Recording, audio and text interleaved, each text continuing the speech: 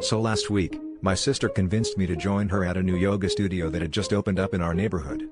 She promised it was life-changing and, more importantly, they had a 2-for-1 introductory deal, which meant we could both pretend to be flexible for half the price.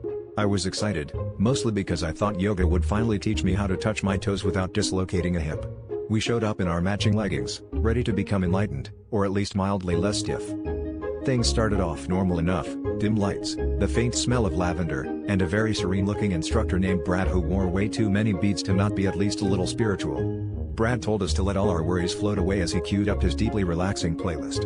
I was picturing some gentle flutes or maybe even waves, but instead, the room was suddenly filled with the haunting cries of whales. Not just soothing whale sounds, though. These whales seemed like they had bills to pay and were late for work. And just as I started to get used to that, bagpipes joined in, blaring at full Scottish parade volume. I glanced over at my sister, who looked like she was trying to decide whether to giggle or run. Around us, the rest of the class shifted uncomfortably in downward dog, unsure if we were supposed to meditate or start river dancing.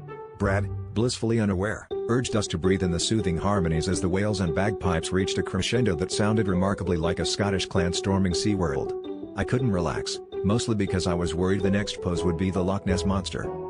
By the end, I felt less like I'd achieved inner peace and more like I'd just survived a maritime folk festival.